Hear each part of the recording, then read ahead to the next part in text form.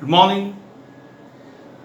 After the basics of the complex number, real part, imaginary part, U, V, CR equations in Cartesian and polar form, and harmonic function, we have to now see the next concept, that is Milne-Thomson method. मैंने यहाँ लिखा है, but I will come to it later on.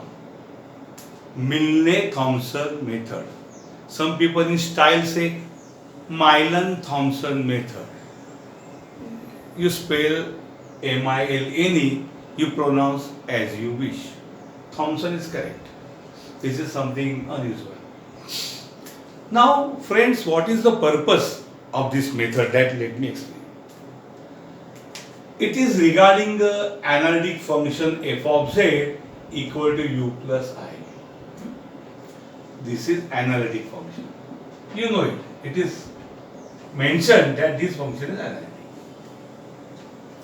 Now, for analytic function, you only know u. You only know u, and you don't have idea of v. So u is known and v is not known. Still, you can find f of z. And once you find f of z, you can find v also. So ultimately, for an analytic function, given u, yani real part, you can find v or f of z. Also, given v, not given u, you can find u and f of z. So this is something we are going to study using the Milne-Thomson method. How? That I will just tell you.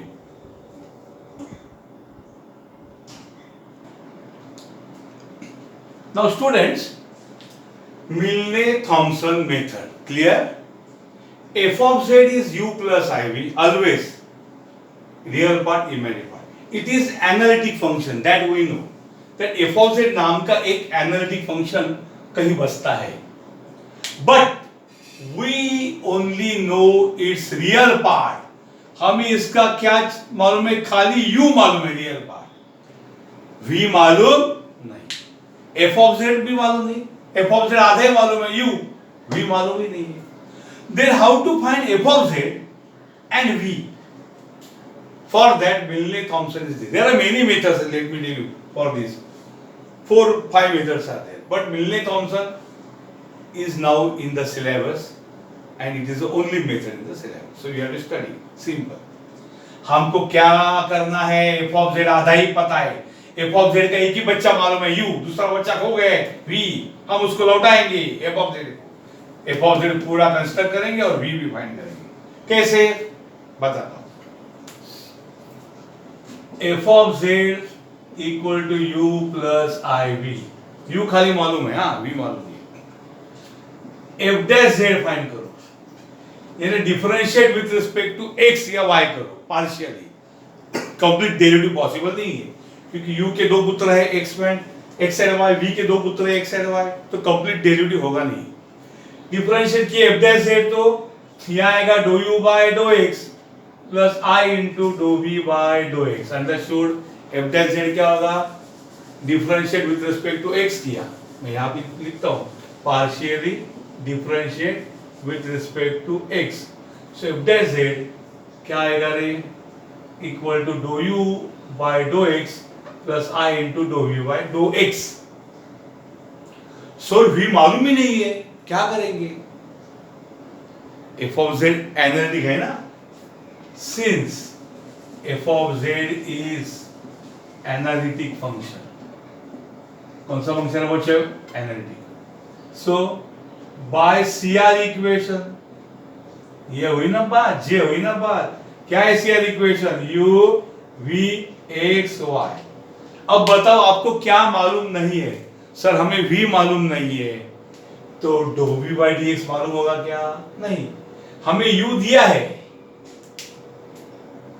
u is given, u हमें मालूम है, तो dou u by dou x हमें पता चला, but v मालूम नहीं है, तो do v by do x मालूम नहीं।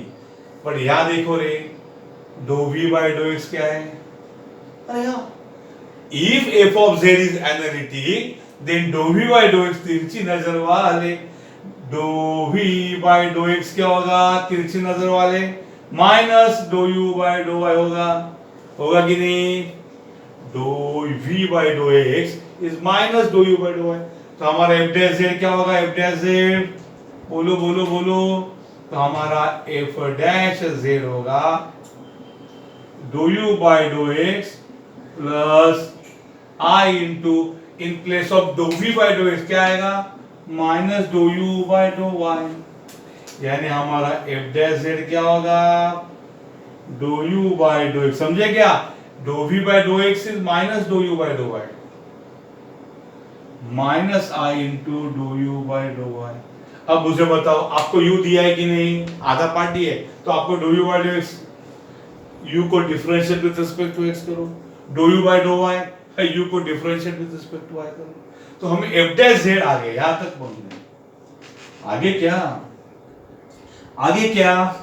मिलने Thomson by Milne Thomson method. क्या बोलती है मेथड मालूम है? Put x equal to z, ऊपर वाली इक्वेशन में जहां x है वहां क्या लिखो? z, and y equal to 0।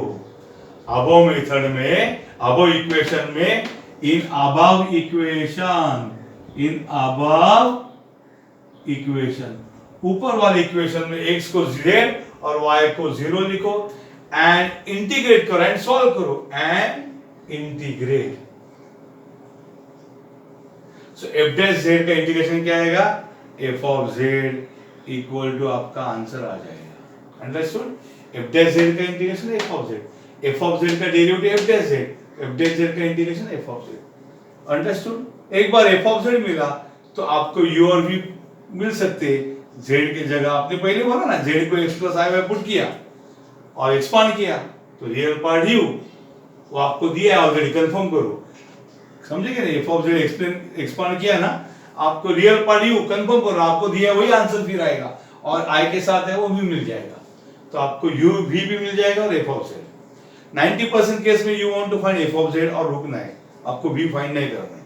क्वचित सिंपल प्रॉब्लम रहेगा तो उसमें बोलते हैं आल्सो फाइंड वी, बिकॉज वो फिर लेंदी हो जाएगा प्रॉब्लम, वो 4-6 मार्क का नहीं रहेगा, इसलिए समझिए। फिर एक बार बताता हूँ क्या कर देगा आपको। F of Z equal to u plus i v आपको मालूम नहीं है, खाली आपको यू दिया है, ओनली यू गिवन। क्या बोला मैंने यहाँ पे? Only you. बापरे, वी दिया नहीं, no problem. Differentiate with respect to X, F of Z की derivative F dash Z, U की do you by do X, I do you by do X. अब विद रिस्पेक्ट टू वाई भी कर सकते हैं, कोई तो एक करो, एक्स ही करो, वाई से भी होगा सीआर इक्वेशन, बट टेंशन मत लो, एक्स ही करो। F dash Z is analytic function होने दिया है, F dash Z F of z is analytic function होने दिया है, तो सीआर इक्वेशन सेटिस्फाई होगा। क्यों? उसका क्या संबंध है? Because I know u, I can find do you by do x, but what about do you by do x, that I don't know. So CR equation क्या बोलते हैं? Wait, do v by do x is minus do you by do y. हाँ, आपको u मालूम है ना, तो do you by do y find करो। करेक्ट। तो in place of do you by do x find minus do you by do y, तो आपका एफ डैश जेड आ जाएगा। सिंस यू नो यू, आपको यू के दोनों डेरिवेटिव पता है, ये भी पता है, ये भी पता है। अब उसको मिलने थॉमसन क्या बोलते हैं? इसमें x को z पुट करो, y को 0 और इंटीग्रेट करो, आपको आंसर आ जाएगा। Understood? I will solve few examples, then you will understand it more. Milne Thomson method, copy.